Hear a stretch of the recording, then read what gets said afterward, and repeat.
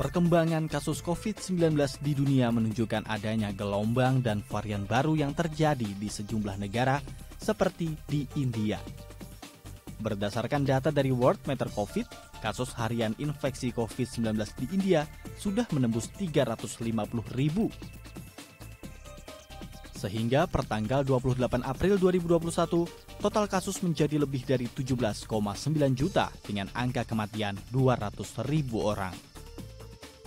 Kenaikan kasus tersebut diduga tidak hanya berasal dari mutasi virus corona, melainkan akibat masyarakat India mulai abai terhadap protokol kesehatan seperti berkerumun serta adanya euforia setelah vaksinasi. Menurut warga negara Indonesia yang berada di India, Agus Aufia, di sana fasilitas kesehatan sangat sulit ditemukan akibat lonjakan kasus yang terjadi. Salah satunya di New Delhi. Menurut situs resmi pemerintah India, hanya tersisa 18 ruangan ICU di rumah sakit.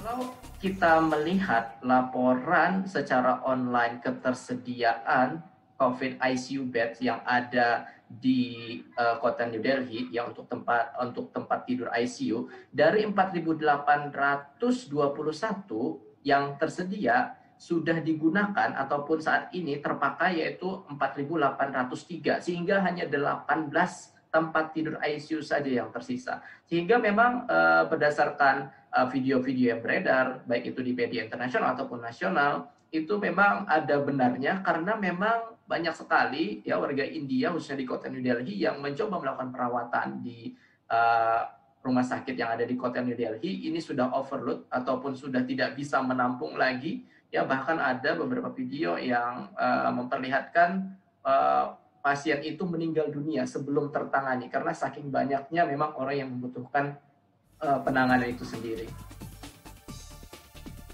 Melihat lonjakan kasus di India, ahli virologi Universitas Udayana Bali, Profesor I Gusti Ngurah Kade Mardika mengatakan, Indonesia harus memetik pelajaran dari gelombang tsunami COVID-19 di India akibat abai terhadap protokol kesehatan setelah vaksinasi COVID-19. Yang mudah-mudahan tidak terjadi di Indonesia karena coverage vaksinasi atau lingkup vaksinasi yang sudah dicapai di Indonesia sementara ini baru hanya sekitar 2,5%. Jadi jauh dari mencukupi. Saya kira itu pelajarannya. Jadi jangan sampai ada euforia vaksin.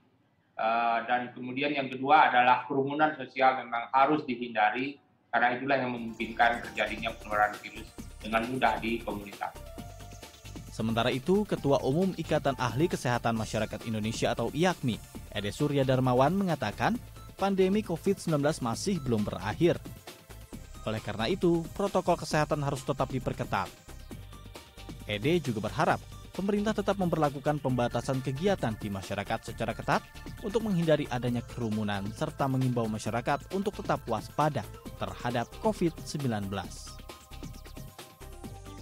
Abainya atau lelahnya kita mematuhi protokol kesehatan ini akan sangat berisiko.